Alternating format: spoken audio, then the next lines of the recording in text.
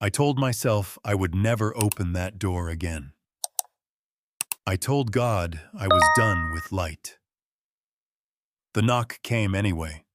3 sharp taps cutting through a Christmas night when the wind had teeth. A widowed rancher crossed his dark house without lighting a candle, boots sinking into cold boards, and opened the door to a little girl shaking in the snow. "Mama needs help," she said, and that was all. He did not ask her name. He reached for a lantern he had sworn to keep locked, struck the wick, and stepped into the storm as if it had been waiting for him.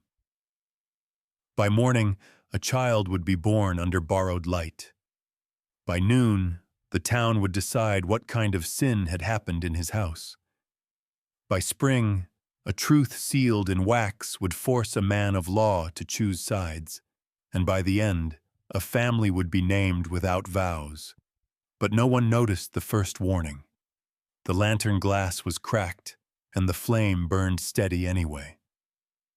Stay with this story to the very end. Subscribe for more Western love tales. And tell me, what city are you watching from? Rap, rap, rap. The sound hit the door hard enough to rattle the latch. Silas Boone lifted his head from the dark.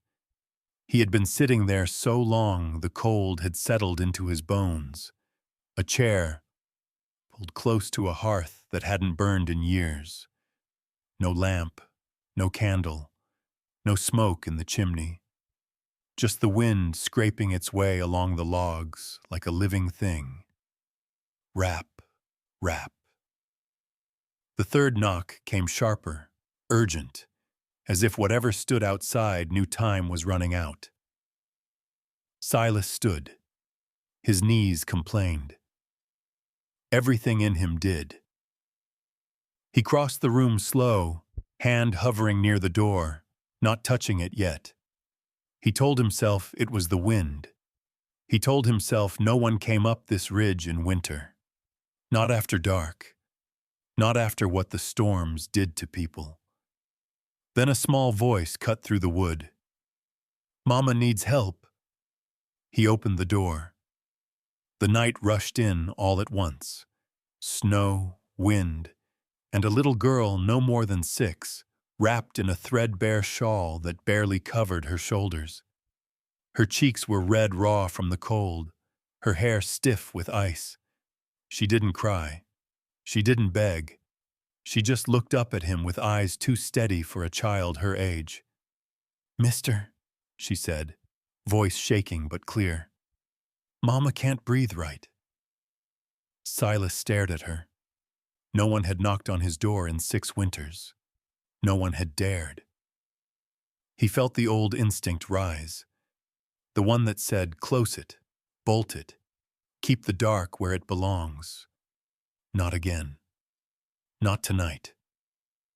He stepped back and pulled her inside, shrugging out of his heavy oilskin and wrapping it around her small frame.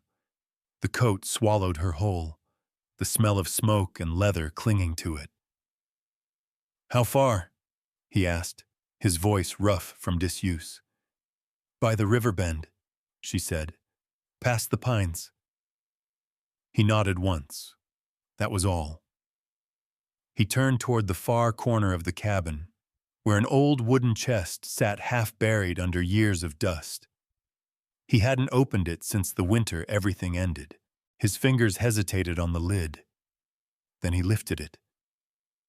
Inside lay lanterns, 6 of them, dull brass, glass clouded but unbroken. He took the first one, filled it with oil, struck a match. The wick flared, sudden and bright, and for a moment the room looked startled to be seen again. He lit another, then another. One by one, Silas carried them outside, setting them along the porch, on fence posts barely peeking through the snow, on the steps leading down into the dark. A line of amber light pushed back the night, carving a path where none had existed. The girl watched from the doorway, counting under her breath. 1, 2, 3. Silas took the storm lantern last, heavier than the rest. He checked the oil, the glass, the latch. Then he held it up. "Come on, sweetheart," he said. "We'll get your mama." The snow was thigh-deep before they'd gone 10 yards. The wind cut sideways, slashing at the lantern glass, trying to kill the flame. Silas angled it low, shielding it with his body.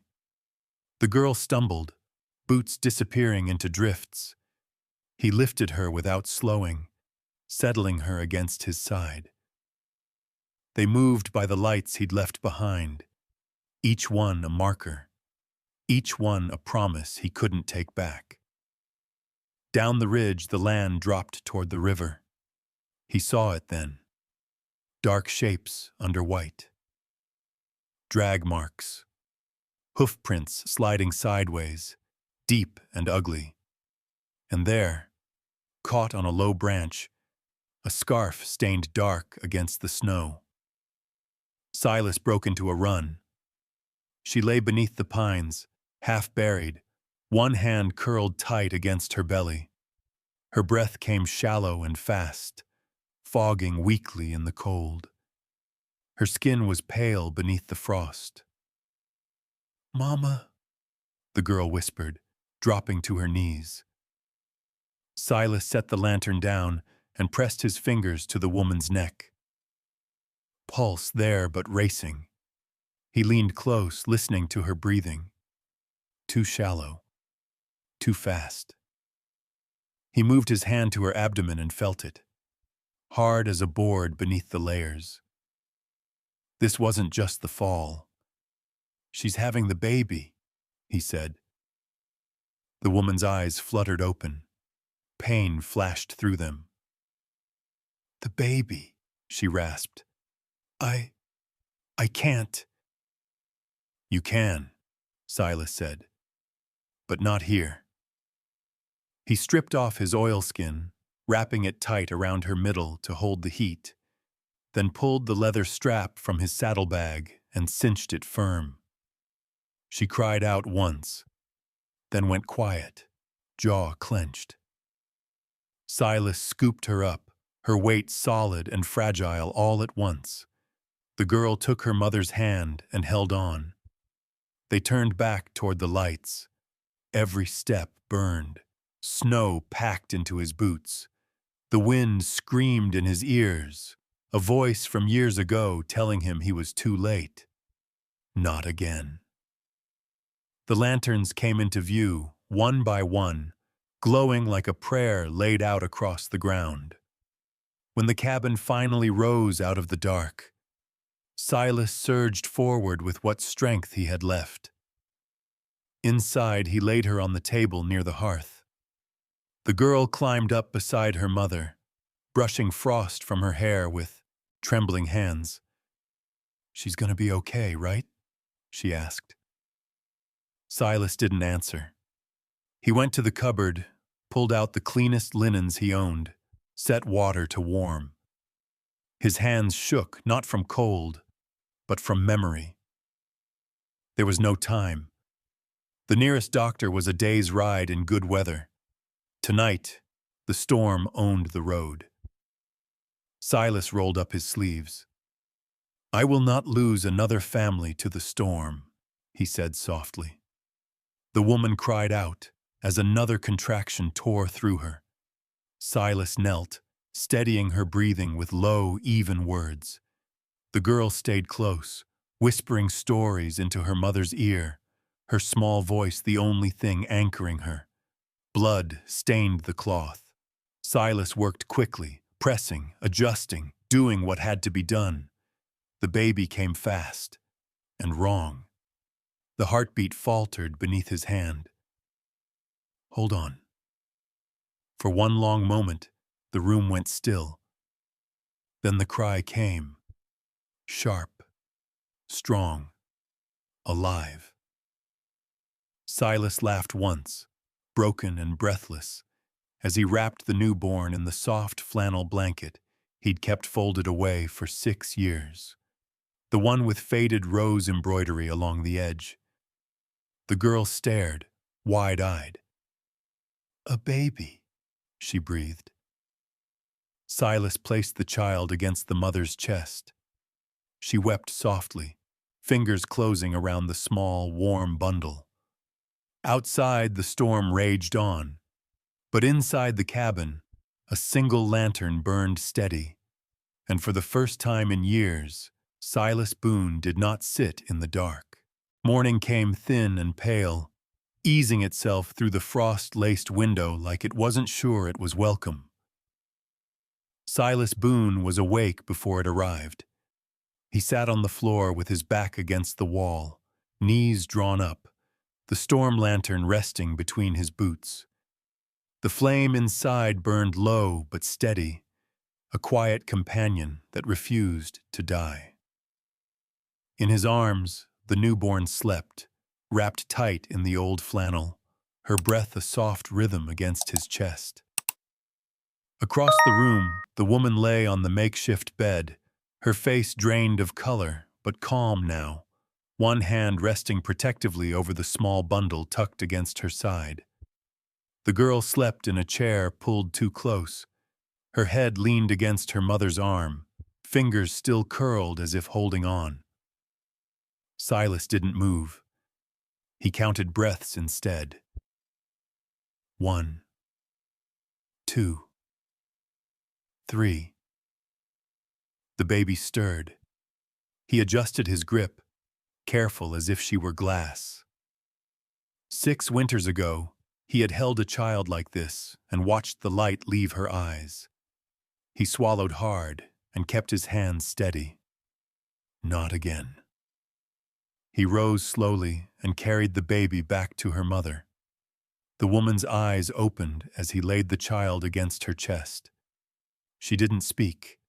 She only nodded, a silent understanding passing between them. "What's your name?" Silas asked at last. "Clara," she said, voice rough but clear. "Clara Ashbourne." He nodded once. "I'm Silas." The girl stirred, blinking awake. "Is Mama okay?" "She will be," Silas said. He meant it as a promise, not a guess. He moved to the wash basin and rinsed his hands. The water turned pink, then clear. He dried them with a cloth embroidered with a faded rose. His wife's cloth. He folded it neatly and set it aside. Clara watched him. Her eyes flicked to the cloth, then away. She didn't ask. "Faith doesn't need explanation," his mother used to say. "It needs action." Silas pulled on his coat. "I'm heading into town." Clara pushed herself upright, wincing but steady. "You'll need laudanum, clean bandage, lamp oil, and honey if they have it." He paused, surprised. "I taught school," she added quietly. "Before." He nodded, taking the list without comment. The girl, Elsie, slid off her chair and stood between him and the door.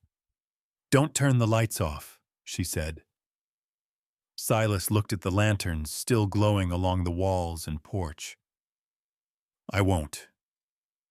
Outside, the snow had eased, but not softened. The road down the ridge was rutted and slick, the kind of path that punished mistakes. Silas rode slow, eyes forward, the weight of the night still pressing on his shoulders. Winter Hollow stirred as he arrived. Heads turned. A man with blood on his coat didn't pass unnoticed. Inside the general store, the smell of flour and lamp oil mixed with whispered pauses. Silas set his list on the counter. "Bandages, oil, honey," he said. The shopkeeper hesitated, then gathered the items. A woman behind him pressed a small jar into the bag when the man wasn't looking. Silas caught it, set it back, and placed coins on the counter. "Pay her," he said.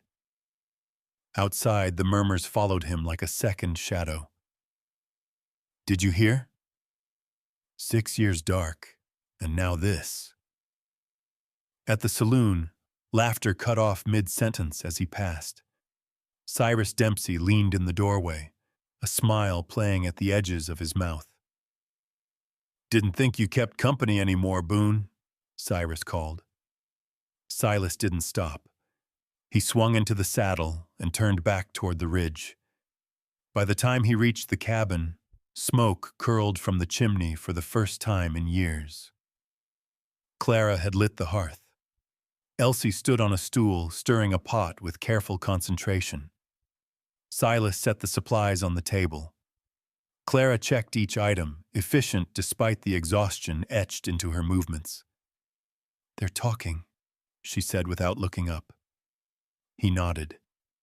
"They always do." Her hands paused. "I won't have my daughter grow up in whispers." She stood and began gathering their things: a dress, a pair of worn shoes, papers folded and refolded.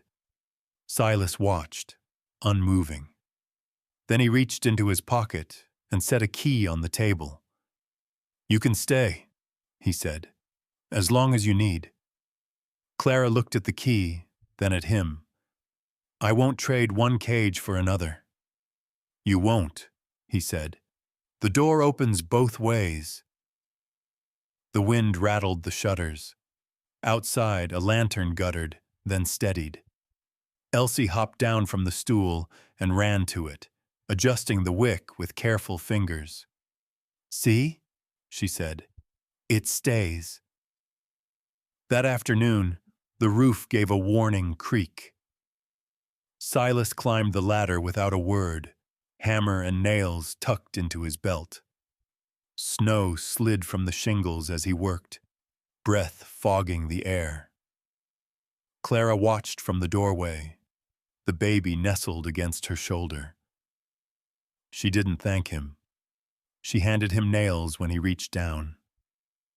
By evening, the stew was ready. They ate in silence, the crackle of the fire filling the space words usually tried to occupy. Elsie passed the salt, grinning. "This feels like home," she said. No one corrected her.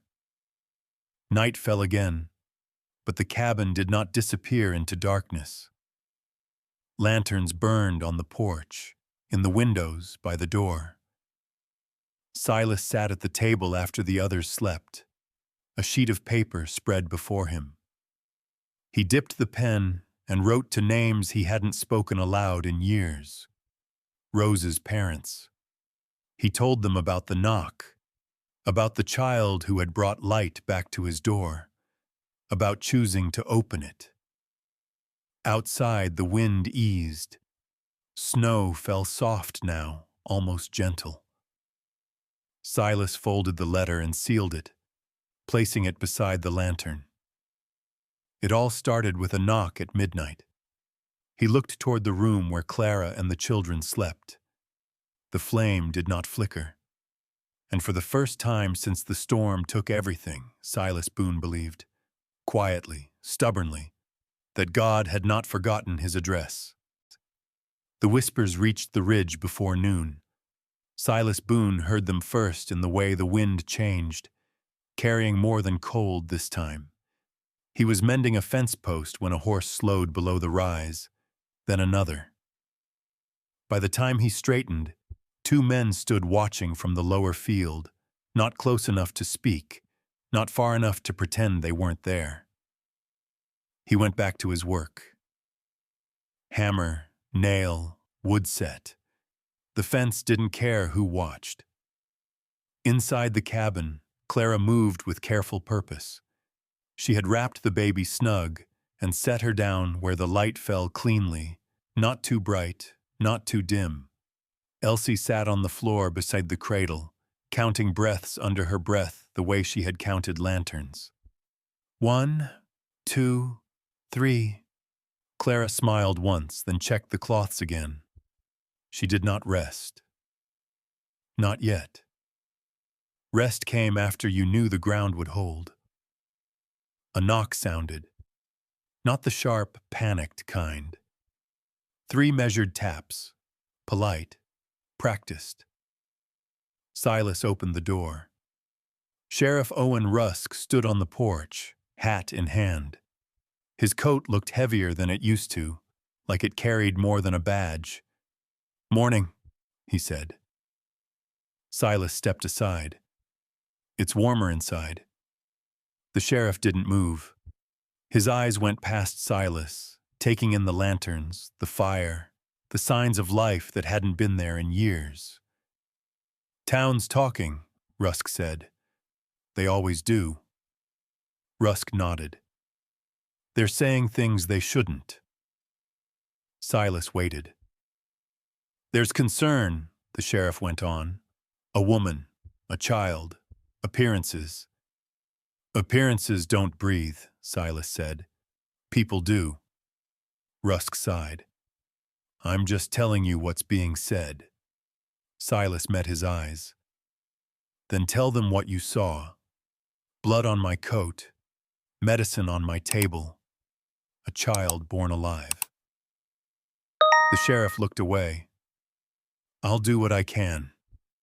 He turned to go, then paused. "For what it's worth, you did right." Silas closed the door behind him and leaned his forehead against the wood for a moment. "Lord, give me steadiness." That afternoon, Cyrus Dempsey rode up the path like he owned it. He dismounted with a smile that never reached his eyes, boots crunching deliberate against the snow. He did not step onto the porch. "Boone," he called. "Word travels fast when light comes back on." Silas stepped out, closing the door behind him. "Say what you came to say." Cyrus spread his hands. "Only concern. A widowed woman in a man's house. A baby born under your roof. People worry about what that teaches." "People like you?" Cyrus chuckled. "People with businesses, families, reputations." Silas said nothing. "I can help," Cyrus continued. "There's a place for women like her. Church-run, proper, respectable, takes the pressure off everyone." "And the child?" "Taken care of." Silas's jaw tightened. "She stays." Cyrus's smile thinned. "Think on it. Winter's not done with us yet." He mounted and rode away, leaving tracks that cut clean and straight through the snow. Inside, Clara had heard enough. She stood by the window, the baby tucked close, Elsie at her side. "They want us gone," Elsie said. Clara nodded. "They want quiet." "I don't like quiet," the girl said. "Quiet means someone's not breathing." Silas came in and set the supplies on the table. "You're not going anywhere." Clara looked at him. "I won't have my daughter grow up in whispers." "I won't have her grow up afraid," he said. "Not here." She searched his face. He didn't look away. "All right," she said. "Then we stay honest." That evening, the sky darkened early. Clouds rolled low and heavy, threatening more snow. Silas checked the lanterns again, trimming wicks, setting them just so. Elsie followed, handing him matches like it was a sacred duty. Down in town, the saloon filled. Cyrus leaned against the bar, voice low but carrying. 6 years alone, and suddenly he's got a woman and a newborn?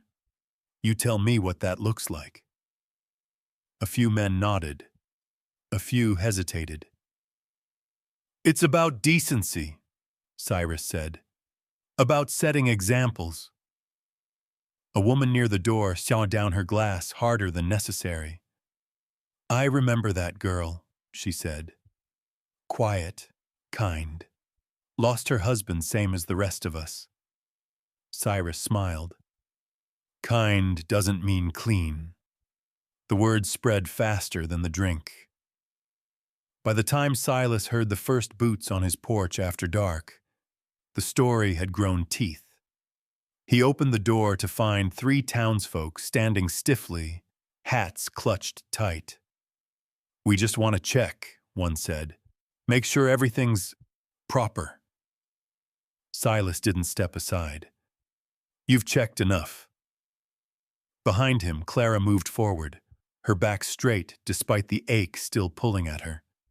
She did not hide. "You want proper?" she said. "Then look at me." The men shifted.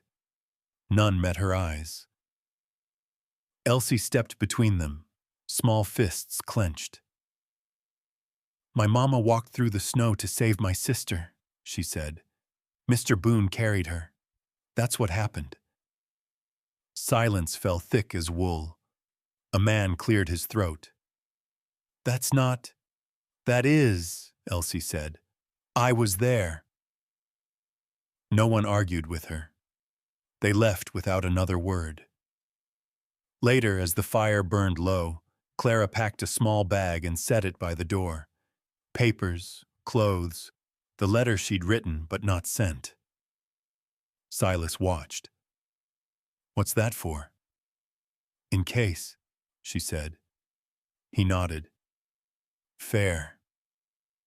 He climbed onto the roof before dawn, hammering loose shingles back into place, reinforcing what winter had weakened. He didn't ask for help. He didn't look down. Clara brought him nails. Elsie held the lantern steady below, light catching each swing of the hammer. By the time the sun rose, the roof held. That night, Silas sat at the table again, pen in hand. He finished the letter he'd started and sealed it with careful fingers. He set it beside the lantern and bowed his head. "Thank you," he whispered, "for the knock." Outside, the wind softened.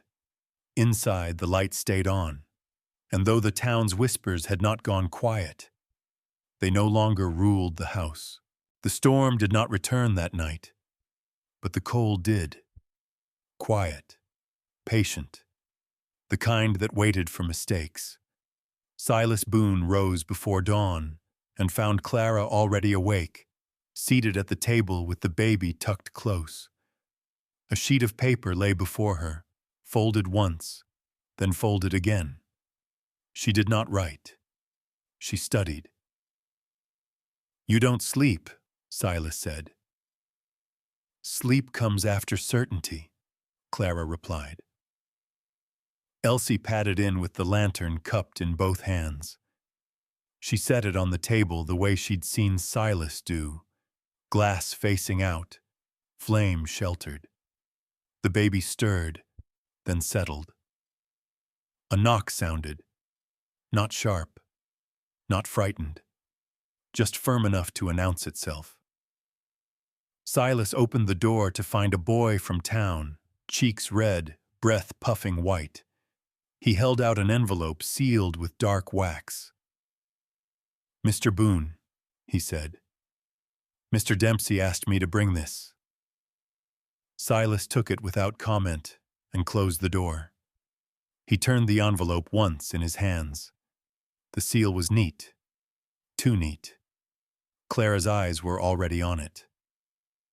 "May I?" she asked. He set it on the table. She didn't break the seal. She leaned close instead, studying the wax, the imprint pressed into it. Her finger hovered just above the mark. "That's wrong," she said softly. Elsie leaned in. "Wrong how?" "The pressure," Clara replied.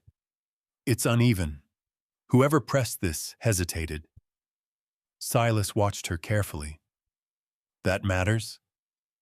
"It means it wasn't sealed with intent," she said. "It was sealed to look right." She slid the envelope back to him. "Don't open it yet." Silas nodded.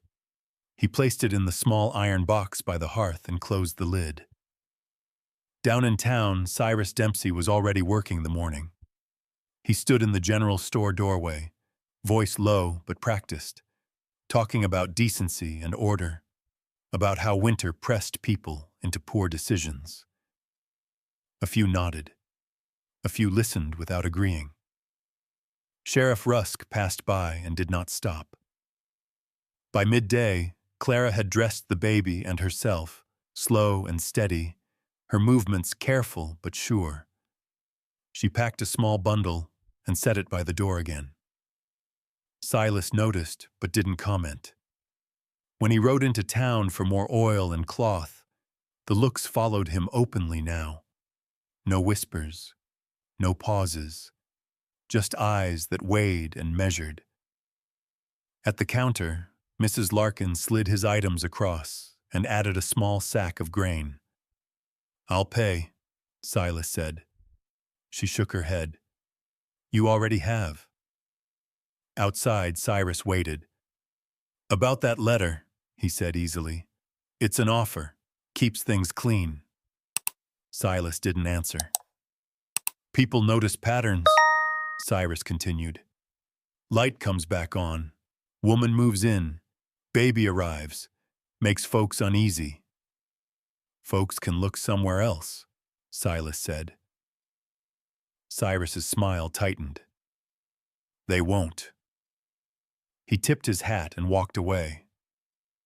Back at the cabin, Clara had moved the lanterns closer together, forming a soft circle of light around the table.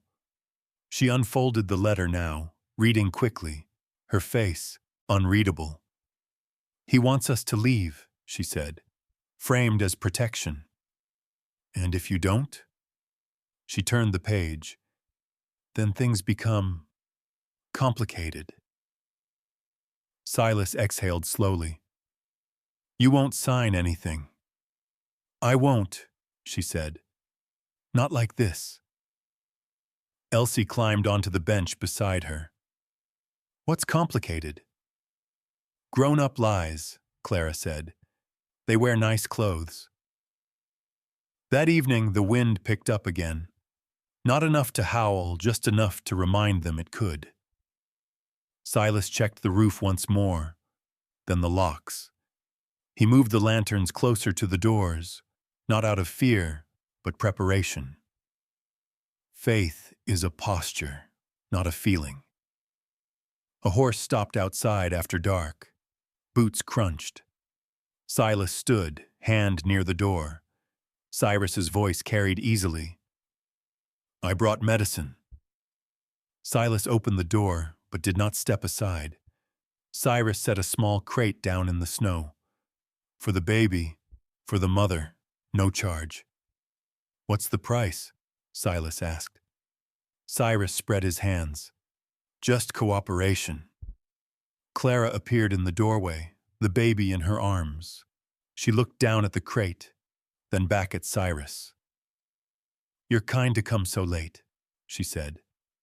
"But we'll manage." Cyrus's eyes flicked to the infant, then to Elsie standing behind her mother. "Think carefully," he said. "Winter hasn't said its last word." Silas stepped forward. "Neither have we." Cyrus hesitated, then mounted and rode away, leaving the crate untouched. That night, the baby's breathing turned shallow. Clara worked through it methodically, adjusting, warming, praying under her breath.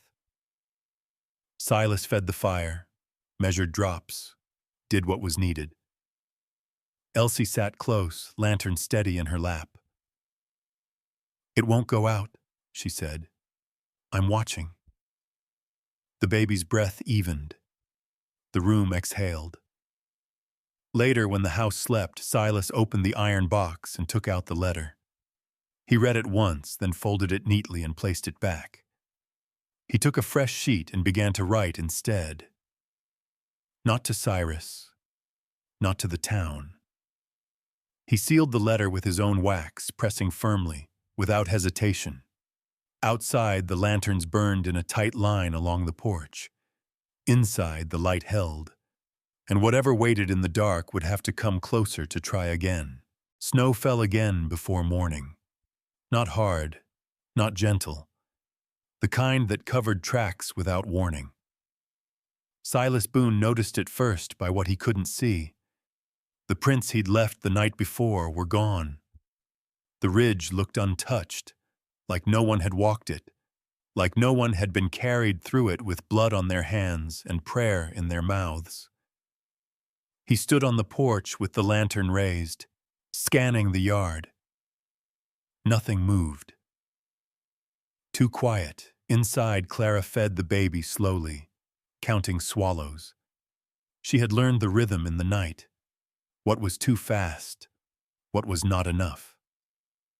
When the baby finished, she laid her back down and watched her chest rise. "She's weaker this morning," Clara said. Silas didn't ask how she knew. "I'll go back to town." "You went yesterday." "I'll go again." Clara reached for his sleeve before he could turn away. "If he offers help," she said, "don't answer for me." Silas met her eyes.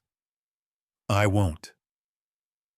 Faith is choice repeated, his father had said.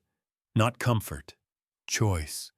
He rode down before the sun cleared the trees. In town, the saloon door stood open, though it was barely past morning. Cyrus Dempsey sat inside, coat off, shirt sleeves rolled like he meant to be seen working. He didn't look surprised when Silas entered. "Morning, Boone," he said. "Rough night?" Silas stayed standing. "You said you had medicine." Cyrus nodded toward a crate by the wall. "Good stuff. Cost me." "And the price?" Cyrus smiled like a man who enjoyed explaining things slowly. "A signature. Agreement to relocate. Temporary, of course. Somewhere appropriate." Silas didn't move. "She won't sign." "She might," Cyrus said, "when you tell her what happens if she doesn't." Silas leaned forward, hands flat on the table. "Say it plain." Cyrus lowered his voice. "People talk. Sheriff listens.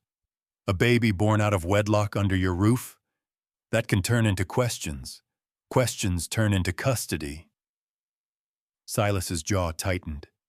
He straightened, took the crate, and set it back where it had been. "She decides," he said. "Not you." He left before Cyrus could answer. Back on the ridge, Clara was already packing again. Not in a hurry, not in fear. Each item placed with care. Papers folded tight. The iron box set near the door. Elsie watched from the floor, hugging her knees. "Are we going?" "Not yet," Clara said. "But we don't pretend we can't."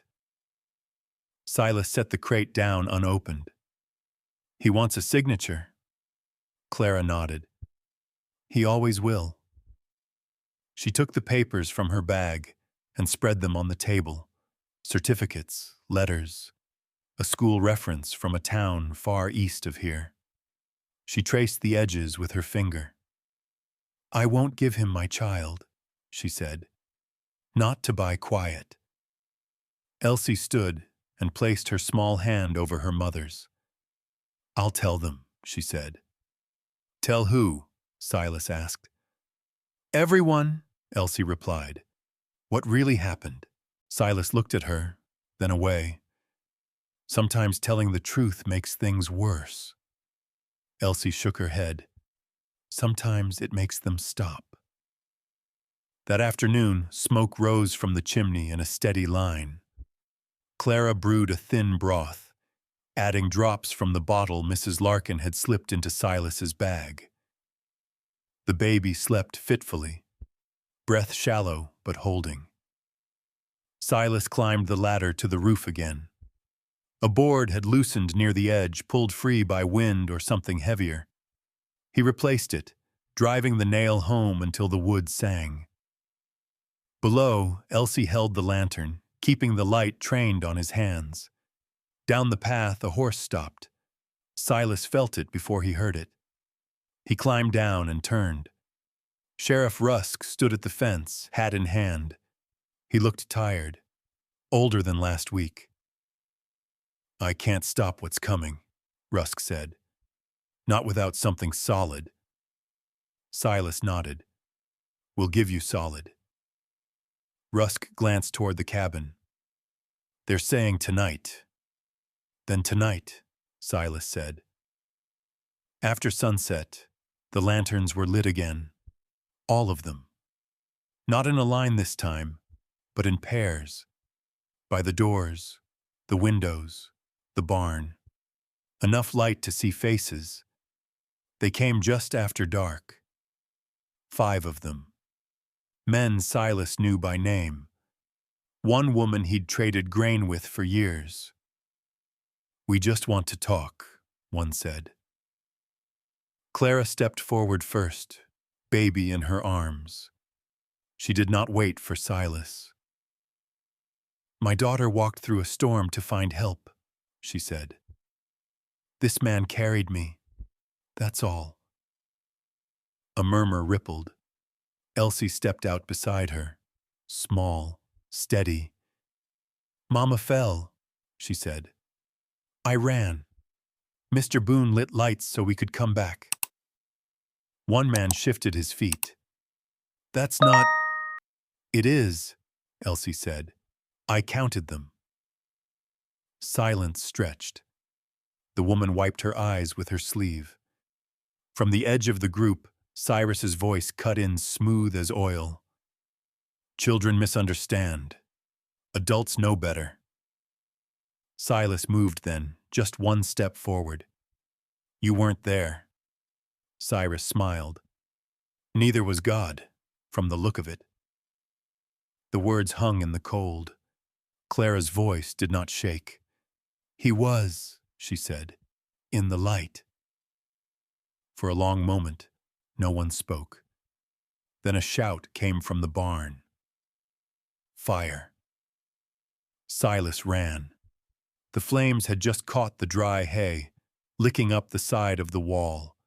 He grabbed a shovel, flung snow, beat it back with his coat. A second lantern smashed as someone dropped it too close. Elsie's voice rang out behind him. "3 knocks!" she shouted, pounding on the fence post. 3 knocks! Lights flickered in the distance. Doors opened. By the time the fire died, boots crowded the yard. Faces pale, breath fast. Sheriff Rusk pushed through, eyes sharp now. "Who started it?" No one answered. Silas stood with smoke in his hair and ash on his hands. He didn't point. He didn't accuse. He just lifted the lantern and held it high. "Look," he said. And this time, they did. Ash still drifted when the shouting stopped. Silas Boone stood between the barn and the house, lantern held high, its glass smeared with soot. The flame inside didn't waver. It burned like it had decided something. Sheriff Rusk stepped forward, boots crunching over blackened snow. He crouched, pressed 2 fingers into the wet ash, then lifted them to the light. "Kerosene," he said. No one spoke. Cyrus Dempsey hovered at the edge of the yard, coat buttoned, hands open like a man with nothing to hide. "Accidents happen," he said mildly. "Lanterns tip. Hay goes up." Silas didn't look at him. He looked at the faces, neighbors, traders, men he'd helped mend fences for. He looked at the woman who'd wiped her eyes earlier. He looked at the boy who couldn't meet his gaze. Rusk straightened. "Accidents leave patterns." A deputy pushed through, breathless, holding a broken bottle by the neck. The label was gone. The smell was not. "This was by the fence," the deputy said. Cyrus smiled thinly. "That could belong to anyone." Silas lowered the lantern just enough to throw the light across the snow. Boot prints crossed and doubled back. One set dragged a heel. Another cut straight through, confident. "Those aren't mine," Silas said. "I don't walk away from my own fire." The wind moved through the yard, stirring smoke like a ghost unwilling to leave.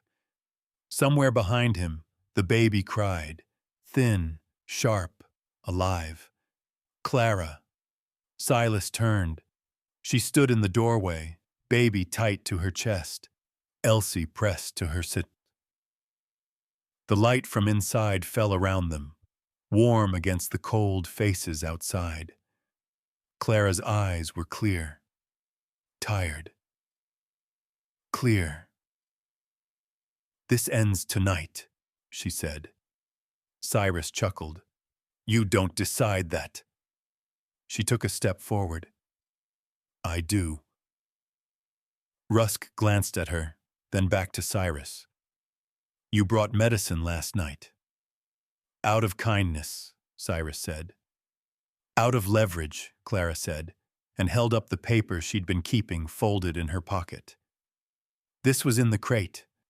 She unfolded it carefully, smoothing it on the railing where everyone could see. "It's an agreement," Cyrus said. "Perfectly legal." "It's unsigned," Clara replied. "And the seal is wrong." She leaned closer to the lantern, turning the page so the wax caught the light. "See the edge? It was lifted and pressed again. Whoever sealed it hesitated. That's not how binding documents are closed." Rusk stepped closer. "You certain?" "I taught clerks how to seal records," Clara said, "before I lost everything." Cyrus's smile slipped. The deputy leaned in, squinting. "There's a nick here," he said, "like a tool caught." Rusk took the paper, studied it, then handed it back. "We'll be taking statements." Cyrus laughed, sharp and quick. "From a woman hiding under a man's roof?" Silas moved then. Just one step. He didn't raise his voice. "She's under God's roof," he said. "Same as you." For a moment, the yard held its breath. Rusk cleared his throat. "I'll need the crate," he said, "and any remaining fuel." Cyrus opened his mouth, then closed it. He tipped his hat. "Of course." He turned to go. "Cyrus," Rusk said. He stopped. "You'll stay in town tonight."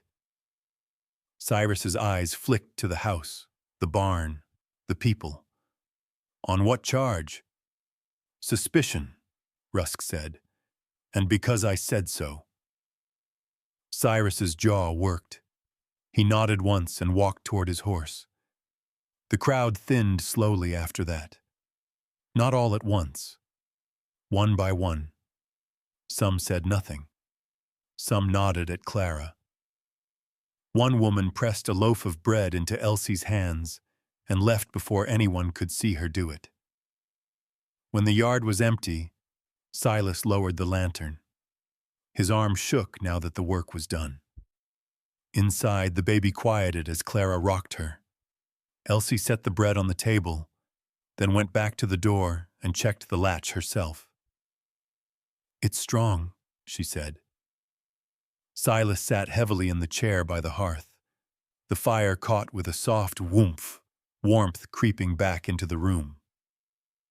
Rusk stepped inside last, hat in hand. "I should have done more sooner." Silas looked at him. "You did enough tonight." Rusk hesitated. "I'll need copies. Of everything." Clara nodded. "You'll have them." After he left, silence settled. Not empty this time, but earned. Silas washed his hands at the basin, black water swirling away. He dried them on the same cloth, folded it, set it back where it belonged. He went to the iron box and took out the letter he'd written. He added a line at the bottom, brief and steady. Then he sealed it again, pressing the wax hard, without doubt. Clara watched. "To whom?" "To the people I owe the truth," he said. She nodded. "Truth travels slower than lies." "But it lasts," he replied. Night deepened. The lanterns burned lower, trimmed and tended. Elsie lay curled on the bench, bread forgotten in her hands, asleep mid-victory. Clara settled the baby, then sat across from Silas, the table between them. "Thank you," she said. He shook his head. "For the knock." She smiled faintly. "For answering." Outside, the barn stood blackened, but standing. The house glowed. Silas stepped onto the porch before turning in. He lifted the lantern and hung it back on its hook. He stood there a moment longer, listening, to the quiet, to the wind, to his own breath. "Lord, keep the light." Behind him, the door stayed open. Dawn came quiet, like it was trying not to wake anything that had survived the night. Silas Boone was already outside, tamping down the last smoking edge of the barn wall. The boards were blackened, but the frame held. He pressed his palm to the wood and felt it, warm, alive, good enough to stand, good enough to fix. Inside the house, Clara measured the baby's breathing again, not with panic, with practice. She adjusted the blanket, loosened it a finger's width, and waited. The baby settled. Elsie watched, solemn as a sentry, the lantern planted between her knees. "She's stronger," Elsie said. "She is," Clara answered, "because you kept watch." A knock came at the door. 1, 2, 3. Not fear this time. Habit. Silas opened it to Sheriff Rusk and Deputy Vane. The deputy's hat was off. His hair was still damp from sweat, not snow. "We found the rest," Rusk said. Silas stepped aside. They laid it out on the table, bottles with the same smell as the broken one, rags, a ledger pulled from under a loose board at the saloon. The pages were thick with ink and numbers, names written and crossed out. "Fuel deliveries," Rusk said, "paid for with credit, not boons." Silas didn't touch the book. Clara did. She turned the pages carefully, eyes moving faster than they had any right to after the night she'd had. She stopped, tapped a line with her finger. "Here," she said, "and here. These 2 entries don't match the hand above them." Rusk leaned closer. "You sure?" "Yes," she said. "Pressure and slant. Whoever wrote these was copying." The deputy swallowed. "Copying who?" Clara closed the ledger. "Someone who signs where he doesn't stand." Rusk exhaled through his nose. "That'll do." He looked at Silas. "There'll be a hearing." "When?" Silas asked. "Today," Rusk said, "before the story changes again." They left as quickly as they'd come. Silas went back to the barn with a hammer and a pocket of nails. He worked without hurry, setting boards where fire had licked, driving iron into wood until the sound rang clean. Each strike was an answer to something he didn't say. Clara bundled the baby and pulled on her coat. She paused at the iron box, then tucked the sealed letter inside her own bag. "You don't have to come," Silas said when he saw her at the door. "I do," she replied. "Not to speak, to stand. Elsie reached for the lantern. "I'll carry it." Silas hesitated, then nodded. "You know how." The walk into town felt different. The ridge didn't press them back. Doors opened as they passed. Some faces turned away. Some nodded. One man lifted his hat and kept it lifted until they were gone. The sheriff's office was too small for the people who wanted inside. Rusk set chairs against the wall and left the door open. Cold air crept in, honest and sharp. Cyrus Dempsey stood near the window, hands folded, expression set like he'd practiced it. He smiled when he saw Clara. "You came," he said. "Brave." She did not answer. Rusk called the room to order. He spoke plain, about the fire, the fuel, the letter with the wrong seal. He asked for the ledger. The deputy set it down. Cyrus laughed once. "You'll take the word of a woman hiding in a man's house over mine?" Rusk didn't look at him. "I'll take evidence." He turned to Clara. "You said you recognized the seal." She stepped forward, lantern light catching the wax as she held the paper up. This was pressed twice. Whoever sealed it hesitated. Binding documents don't hesitate. Cyrus shrugged. "Wax melts." "Not like that," Clara said. "And not with that mark." She angled the paper. A nick showed at the edge, small but unmistakable. The room leaned in. Rusk nodded to the deputy. "Bring the ring." Deputy Vane produced it from a cloth. A heavy thing. The same mark. The same hesitation, pressed into metal now instead of wax. Cyrus's smile vanished. "This is a witch hunt," he said. "You're all forgetting decency." Elsie's voice cut through, small and steady. "Decency is lighting the way back." Silence fell, thick and sudden. Rusk looked at Cyrus for a long moment. "You'll answer for the fire," he said, "and for attempting to coerce a signature under duress." Cyrus's face went red. "You owe me." Rusk's jaw tightened. He reached into his coat and pulled out a folded page, creased, worn thin. "I did," he said. Past tense. He set it on the desk. A receipt, paid in full. A murmur rippled through the room. Cyrus took a step back. "You can't."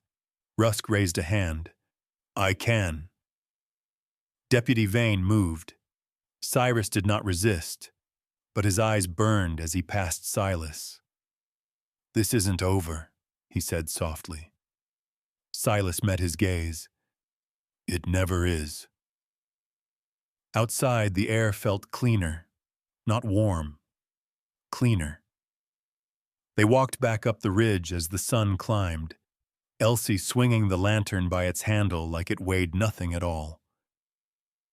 Halfway home, Silas stopped and turned toward the hill beyond the trees. He took a single white flower from his pocket, brittle, held together by faith and cold, and climbed the short rise. He knelt and set it at the base of two weathered stones. "I couldn't save you," he said quietly, "but I'm trying." He stood and went back down. Spring took its time, but it came. Snow pulled away from the fence line. The creek loosened its grip. The roof was repaired, board by board. Travelers stopped and were given coffee and a place to sleep. No questions asked. Clara set a small table by the window and taught letters to whoever showed up with a slate and patience. Elsie learned faster than the rest and helped the smaller ones, lantern set between them like a rule. One evening, as the light lingered longer than it used to, Elsie climbed the porch steps and hung the old lantern on its hook. "I'm naming it," she said. Silas raised an eyebrow. "Hope," she declared, "because it keeps coming back." Silas laughed, the sound surprised out of him. Clara watched from the doorway, the baby on her hip, and said nothing. She didn't need to. The lantern burned, not because it had to, but because someone chose to light it. And the knock at the door, when it came, was for supper. 3 knocks came just as the sun cleared the ridge. Not sharp, not afraid. Measured. Silas Boone was already on his feet. He crossed the room and opened the door before the last echo faded. "Morning, Mr. Boone," Elsie said, standing straight, chin lifted, the way she had decided mornings should begin. "Morning, sweetheart," he replied. Behind her, Clara set the baby higher on her hip, adjusting the blanket with practiced fingers. Steam rose from the kettle inside. Bread warmed on the stove. The lantern on the porch still glowed, even in daylight. Its flame trimmed low but alive. Silas stepped aside. They came in. The door stayed open. Breakfast was quiet. Not empty, quiet the way work is quiet when everyone knows what to do. Clara poured tea. Silas cut bread. Elsie counted plates and passed them out. The baby nursed, small and determined. "This one," Elsie said, nodding at the lantern, "stays here." Silas smiled. "That's where it belongs." Afterward, he pulled on his coat and headed for the barn. The frame still smelled of smoke, but the worst had been cut away. He set to work without ceremony, lifting new boards into place, driving nails home until the sound rang clean. Clara watched from the doorway for a moment, then turned back to her lessons. Letters first. Names. A line drawn straight, then truer the second time. By midday, a traveler appeared at the gate. A thin man with a tired horse and eyes that had learned to ask before taking. "Just passing through," he said. "Could use water." Silas nodded. "You'll get water. And coffee if you want it." The man blinked. "What's the cost?" "Help me lift a beam," Silas said. "Then go where you're going." The traveler did. He left with warmth in his hands and no debt in his pockets. Word moved faster than winter ever had. That afternoon, Sheriff Rusk rode up the ridge alone. He dismounted slowly, hat off, eyes taking in the work, the light, the open door. "It's done," he said. Silas wiped his hands on his coat. "For now." Rusk nodded. "Charges will hold. The town will grumble. Then it will eat." Clara stepped out with the baby, listening. She didn't ask for details. She didn't need them. Rusk hesitated. "There's talk of a schoolroom." Clara's mouth curved just a little. "There's talk of children." Rusk smiled despite himself. He left without another word. That evening, the sky went gold and rose, the kind of color winter saves for apologies. Silas stood on the porch and watched Elsie chase fireflies across the yard, her laughter light enough to lift the dark corners of memory. Clara leaned against the doorframe, the baby asleep against her shoulder, eyes following the child's path. Elsie stopped and held up the lantern. "It's brighter tonight," she said. Silas shook his head. "Same flame." She considered this, then nodded. Different watching. Night came. The lantern stayed. Silas wrote after the house had gone still. He didn't rush it. He didn't dress it up. He told the truth the way his hands knew how, plain, careful, without apology. He folded the page and pressed the wax hard, no hesitation. He set the letter beside the lantern and bowed his head. "Thank you for the knock. Keep us worthy of it." In the morning, Clara asked to see it. He handed it over. She read, once, then again, eyes steady. She didn't change a word. She only added the address and handed it back. "It will arrive," she said. He nodded. Days lengthened. Snow pulled back from the fence line. The creek loosened its grip and spoke again. Clara's table filled with slates and small hands. Silas's barn filled with nails and boards. Elsie learned to ring the bell at noon and knock 3 times at dawn, turning necessity into habit, habit into home. One afternoon, a woman from town arrived with a basket and no speech prepared. She set it down and left. Another came the next day with cloth. Then a man with a sack of grain, eyes fixed on the ground. Silas accepted the goods and offered work in return. No one argued. The lantern became a signal. If it burned at the gate, there was room. If it burned on the porch, there was coffee. If it burned in the window, there was lesson enough for one more child. Clara named the baby at the table, quiet and sure. Silas listened and nodded. Elsie practiced the letters until they behaved. Spring came gently. It did not ask permission. On the first warm evening, Silas walked the short rise beyond the trees again. He brought no lantern this time. He laid a white flower where it belonged and stood without speaking.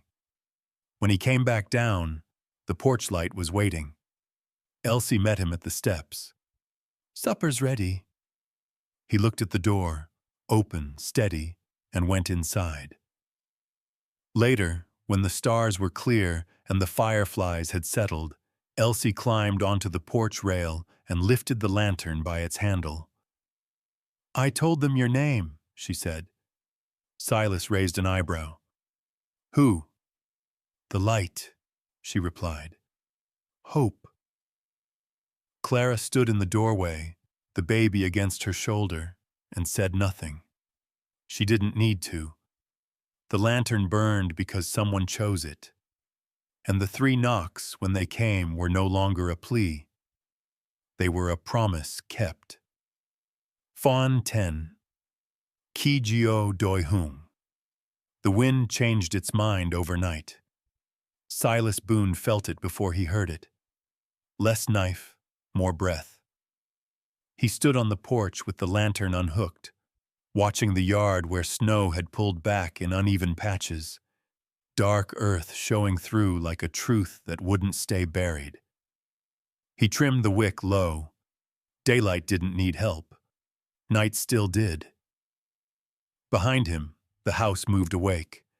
Clara set water to warm and tested it with the back of her wrist. The baby stirred, then settled. Elsie slid from the bench and padded to the window, peering out as if the morning might have brought something new just to see if she'd notice. "It smells different," she said. "Spring smells like work," Silas answered. "And mistakes." He stepped down and crossed to the barn, shouldering a beam into place. The wood complained, then held. He drove a nail until the sound rang clean. He liked that sound. It told him where he stood. By mid-morning, a rider appeared on the ridge, slow, careful, not trying to hide. Silas set the hammer down and waited. Sheriff Rusk dismounted with a breath he didn't try to disguise. He held a folded paper, edges worn soft. "Judge signed," he said. Silas took the paper and read it once, then again. He didn't smile. He folded it and tucked it into his coat. "It won't stop talk," Rusk added. "No," Silas said, but it stops doors. Rusk nodded toward the house. She holding up? She's teaching, Silas replied. That tells you enough. Rusk hesitated. There'll be a sale. Dempsey's land. Creditors. Silas met his eyes. You'll keep it clean. I will, Rusk said. He mounted and rode off without looking back. Inside, Clara chalked letters on a slate. Elsie traced them, tongue caught between her teeth. Two other children sat nearby, boots lined at the door the way Clara had taught them. The lantern sat on the table, flame low, not for light, but for rule. When you finish, Clara said, you put the slate away and wash your hands. Yes, ma'am, they answered together. Silas paused in the doorway, watching. He didn't step in. He didn't interrupt. He went back to the barn and kept working. At noon, a man arrived with a wagon and a question he didn't ask out loud. Silas gave him coffee and pointed to the broken fence line. The man worked. He left with bread and no debt written anywhere. Word kept coming up the ridge like weather. That evening, Clara found the iron box open on the table. You're sure? She asked. Silas nodded. If it stays locked, it owns us. She closed it gently and slid the papers inside a cloth folder. Then we keep copies. They worked side by side, quiet and precise. Elsie counted pages and stacked them, tapping the corners square. The baby slept through it all, small fist curled tight around nothing. After supper, Silas stepped out and walked the fence line once more. The lantern burned at the gate. Signal enough. A traveler stopped, hat in hand. Room? He asked. For the night, Silas said. You'll help stack wood. I can do that. Then you're welcome. Later, when the house was quiet again, Silas took the letter he'd written weeks ago and added a postscript. He didn't explain. He didn't apologize. He sealed it and set it beside the lantern. Lord, keep us honest. Days lengthened. Snow left in earnest. The creek broke free and ran loud. Clara's table filled with more slates. Elsie learned to read out loud, voice steady, correcting herself when a word tried to trick her. One afternoon, the woman from the store came with a bundle of cloth and a look she didn't bother to soften. They're saying the sale will draw trouble, she said. Silas nodded. Trouble draws itself. That night, hooves sounded at the edge of the yard. Not many. Enough. Silas lifted the lantern and stepped onto the porch. He didn't raise it high. He didn't hide it either. The light showed his face as it was. 3 men waited near the fence. Not strangers, not friends. We just want to talk, one said. Silas didn't move. Say it from there. They shifted. One cleared his throat. About the sale. About lines and water. Silas listened. He didn't interrupt. When they finished, he nodded once. Tomorrow, he said. In daylight. With papers. They didn't like that. They left anyway. Inside, Clara had heard enough. She checked the baby and wrapped her tighter. Elsie stood by the lantern, hands on the table. They won't come tonight, Elsie said. How do you know? Clara asked. They would have knocked, Elsie replied. They didn't. Silas looked at the door, then at the girl. He believed her. The sale came and went without shouting. Papers passed hands. Lines were redrawn. Rusk stood close and watched for hesitation. There was none. By Sunday, the wind carried bells from town. Clara paused at the window. Silas set his tools down. "Go," he said. She shook her head. "We'll pray here." They did. Not with many words, with thanks, with asking for steadiness, with a promise to keep the light trimmed and the door honest. That afternoon, Silas climbed the short rise again. He brought 2 white flowers this time. He set them where they belonged and stood until the breeze touched his face and moved on. When he came back, the porch was full. Children sat on the steps, slates in their laps. A traveler waited with a hat and a question. Clara stood in the doorway, the baby asleep against her shoulder. Elsie held the lantern, flame trimmed just right. "Where do you want it?" she asked. Silas looked at the hook, worn smooth by years of neglect and weeks of use. "Right there," he said. She hung it and stepped back. The light settled into its place. 3 knocks came, not from need, not from fear, from habit. Silas opened the door.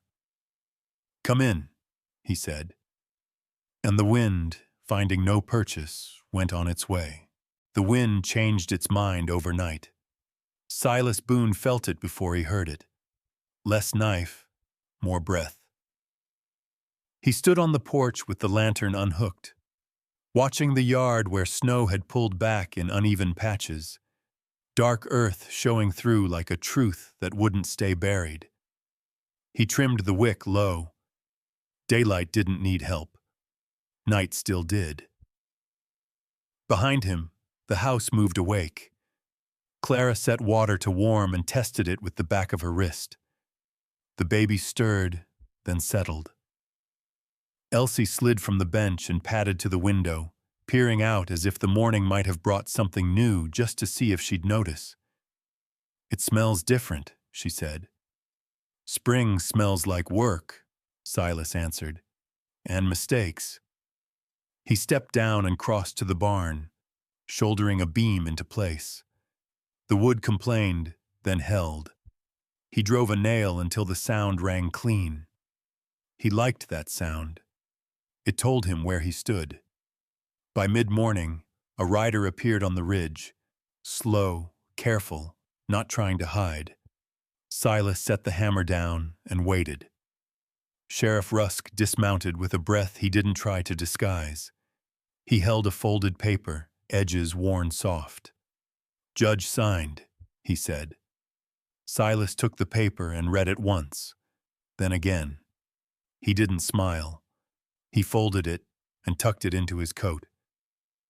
"It won't stop talk," Rusk added. "No," Silas said, "but it stops doors." Rusk nodded toward the house. "She holding up?" "She's teaching," Silas replied. "That tells you enough." Rusk hesitated. "There'll be a sale. Dempsey's land. Creditors." Silas met his eyes. "You'll keep it clean." "I will," Rusk said. He mounted and rode off without looking back. Inside, Clara chalked letters on a slate. Elsie traced them, tongue caught between her teeth. 2 other children sat nearby, boots lined at the door the way Clara had taught them. The lantern sat on the table, flame low, not for light, but for rule. "When you finish," Clara said, "you put the slate away and wash your hands." "Yes, ma'am," they answered, together. Silas paused in the doorway, watching. He didn't step in. He didn't interrupt. He went back to the barn and kept working. At noon, a man arrived with a wagon and a question he didn't ask out loud. Silas gave him coffee and pointed to the broken fence line. The man worked. He left with bread and no debt written anywhere. Word kept coming up the ridge like weather. That evening, Clara found the iron box open on the table. "You're sure?" she asked. Silas nodded.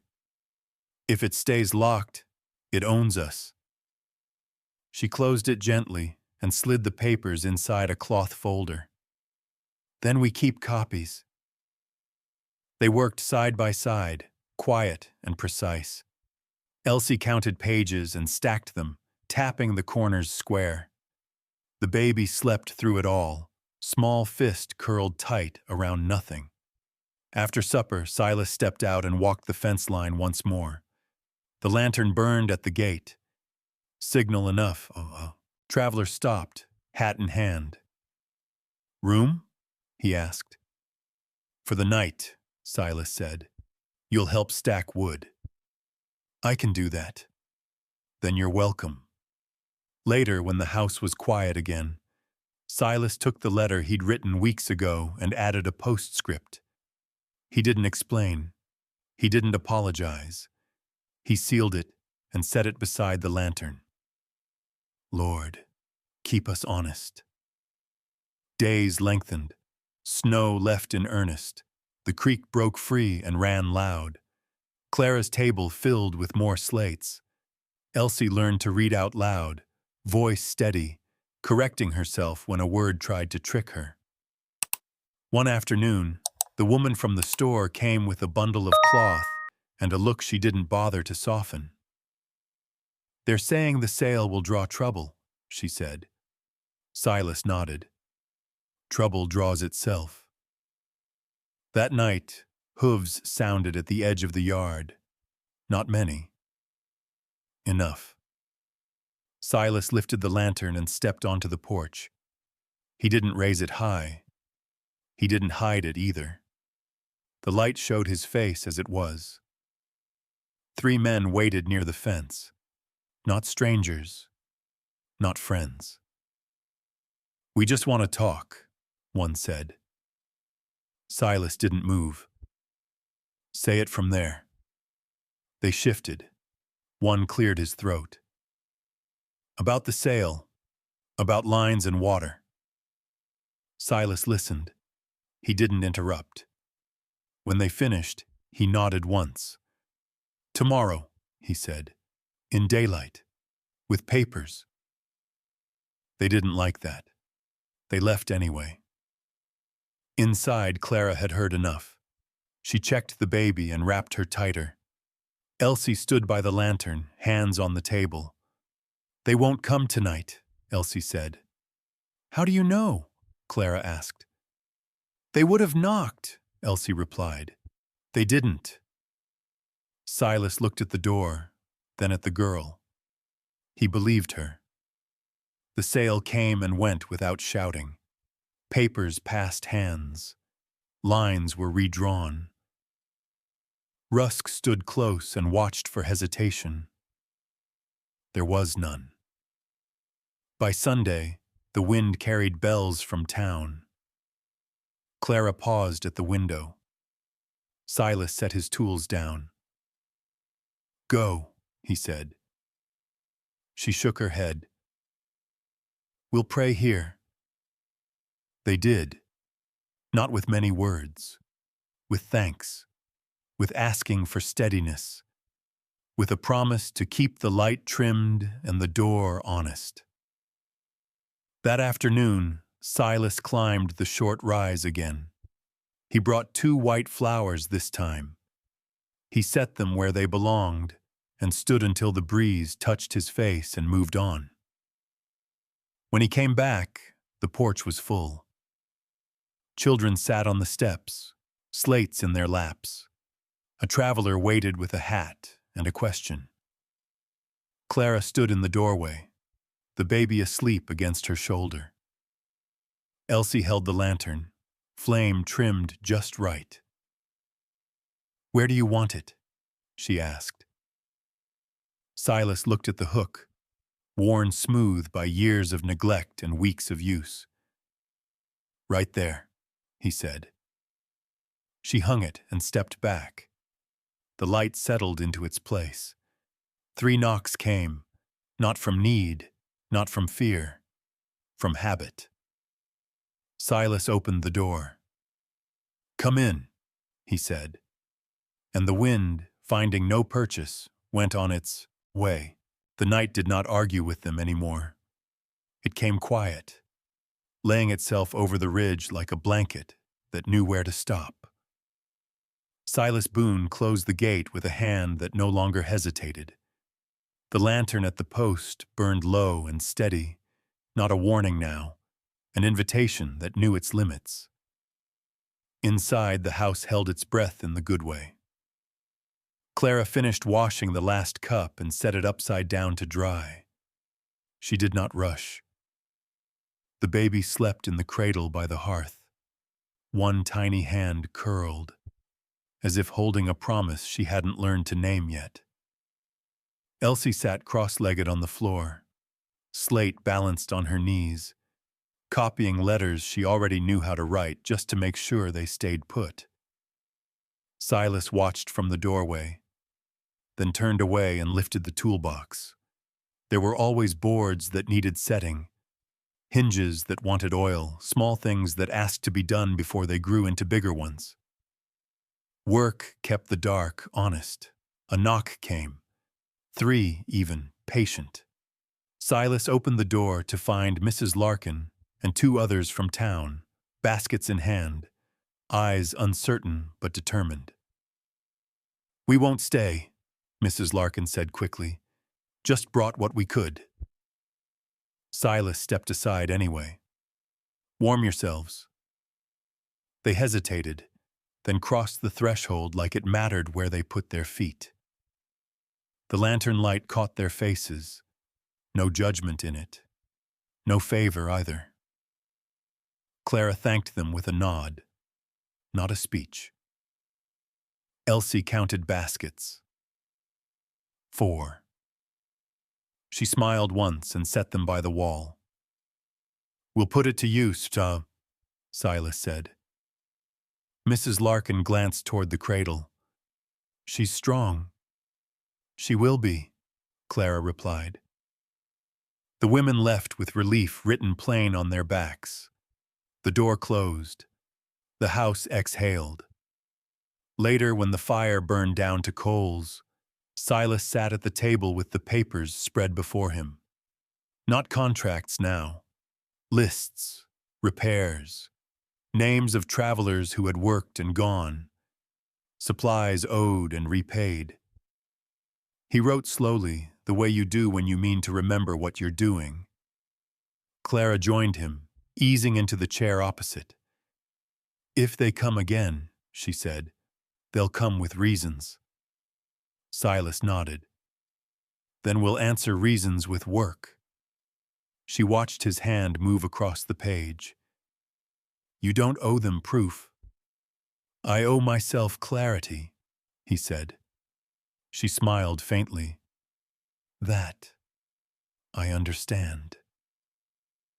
Outside, a horse moved on the lower road, not stopping, passing through. Silas listened until the sound thinned and went away. Faith is knowing when not to open the door. Morning came bright and unafraid. The ridge woke to the sound of hammer on wood and children's voices drifting from the front room. Clara's lessons had grown without asking. Slates lined the table. Chalk dust clung to sleeves and hope.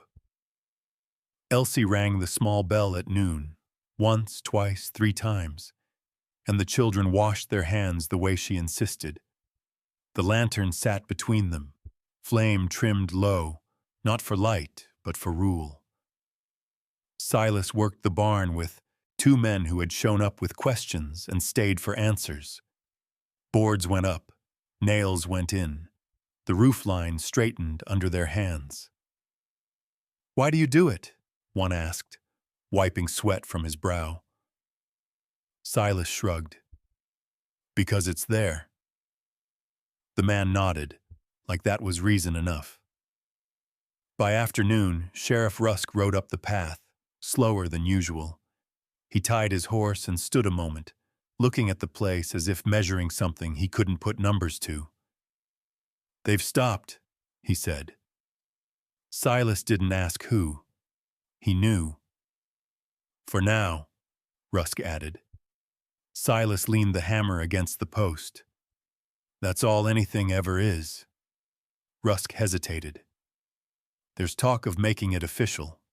The schoolroom, travelers." "Talk eats," Silas said. "Work feeds." Rusk smiled, tired and honest. "You've changed, Boone." Silas looked past him to the yard where Elsie chased a hoop, laughter bright as tin. "I've remembered." That evening, Clara brought the iron box out and set it on the table. "We should decide," she said. Silas sat across from her. He did not reach for the lid. "You could lock it again," she went on. "No one would fault you." Silas shook his head. "Locks teach things I don't want taught here." She opened the box and lifted out the letters. His, hers, the ones that mattered, and the ones that no longer did. She sorted them into two piles without asking which was which. "This stays," she said, touching the thin stack that held truth. "The rest?" Silas asked. She held them over the hearth until the edges curled, then let them go.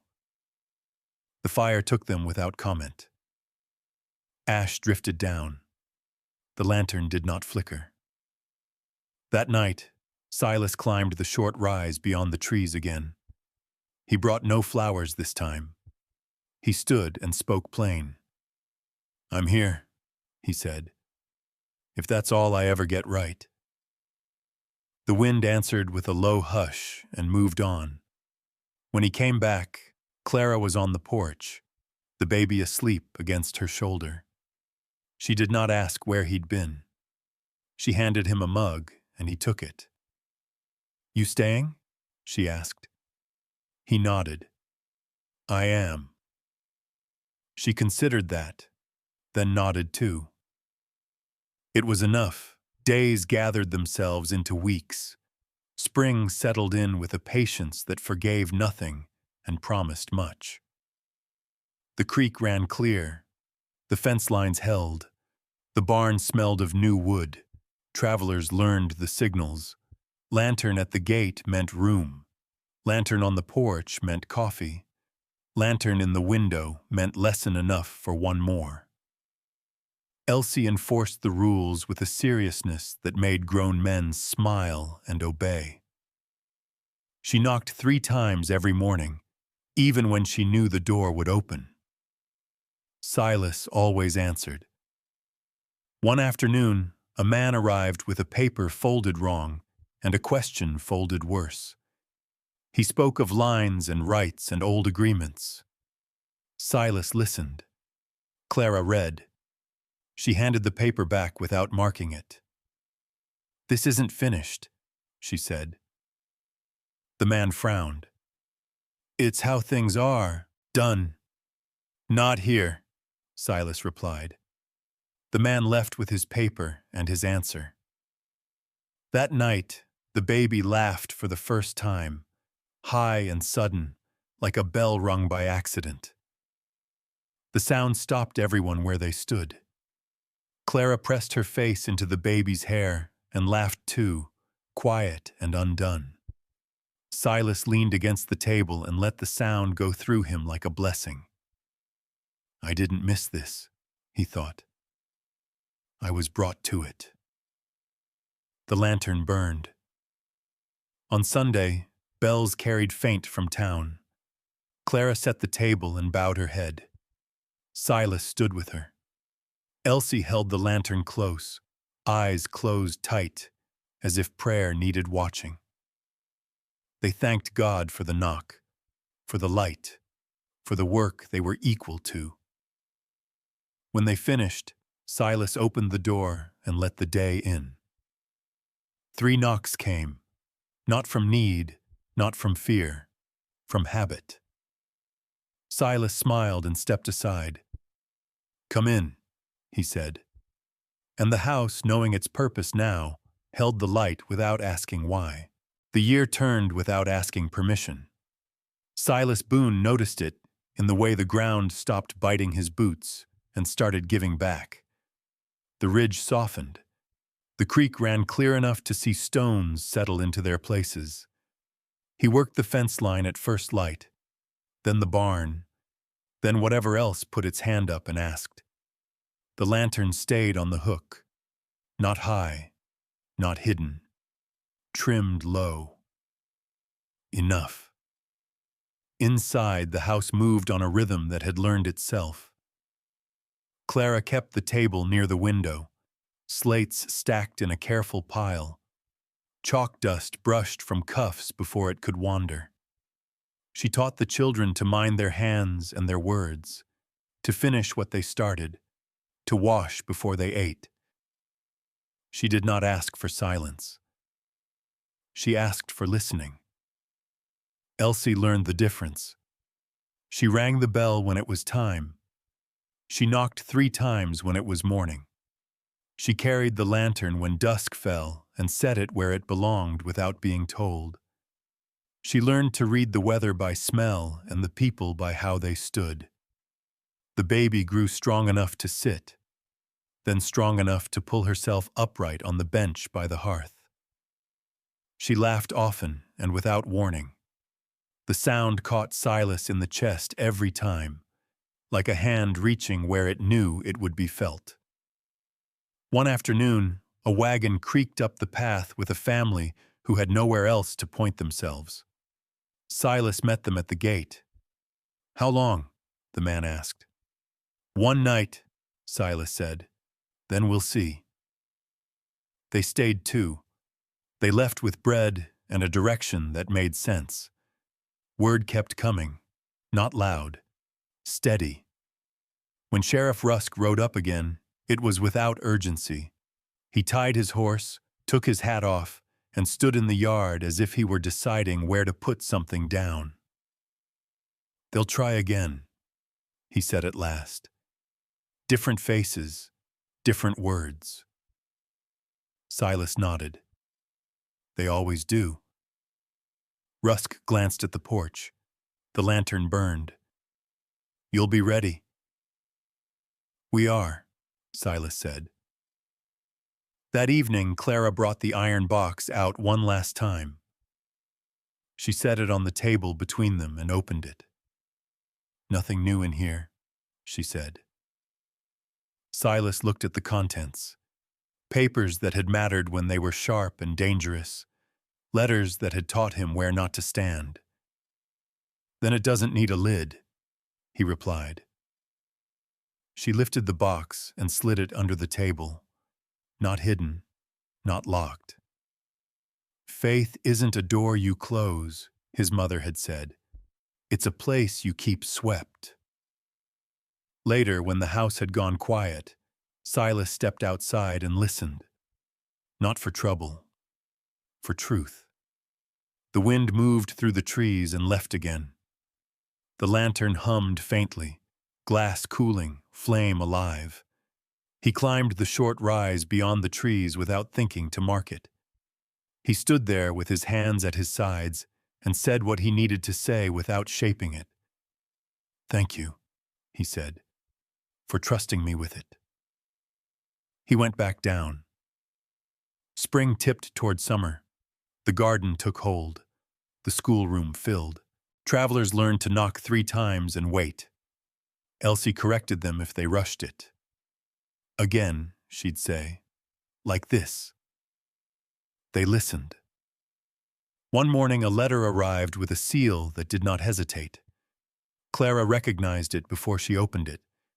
She read it once and then handed it to Silas. He read it twice and folded it with care. "They want us to come east," she said. "There's work." Silas set the letter down. "Do you want to go?" She watched the children through the window, the baby reaching for chalk dust, Elsie lining slates into order. "No," she said. "I want to stay." He nodded. "Then we stay." That night, they sat on the porch after supper, the air warm enough to forgive mistakes.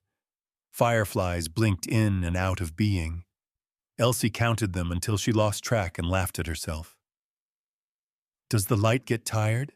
she asked, lifting the lantern by its handle. Silas shook his head. "It gets used." She considered that. "Then I'll use it right." Clara leaned against the doorframe, the baby asleep against her shoulder. She did not say what she felt. She watched it work.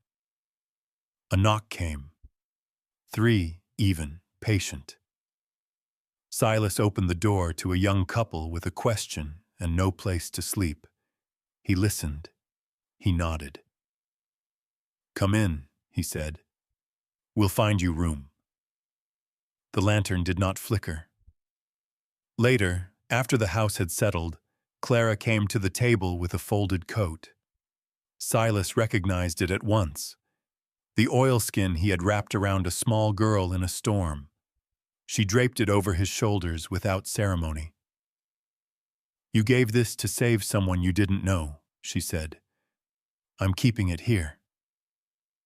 He covered her hand with his own. He did not pull back. They did not make promises out loud. They didn't need to. They made space. On the first cool evening of fall, the porch filled with boots and laughter. A stew pot bubbled. A fiddle found a tune that knew when to stop. The lantern burned where it always had, not bright enough to blind, not low enough to lie. Silas stood back and watched the work of it. Hands passing bowls, children trading places, the baby clapping at nothing and everything. This is what stays, he thought. The choosing. When the night thinned and the last guest left, Elsie took the lantern down and set it on the hook herself. "I checked the wick," she said. Silas smiled. "Good." She knocked 3 times on the door, just because. Silas opened it, just because. "Come in," he said. The house did, and the lantern burned, not because it had to, not because the dark demanded it, but because someone always answered the knock.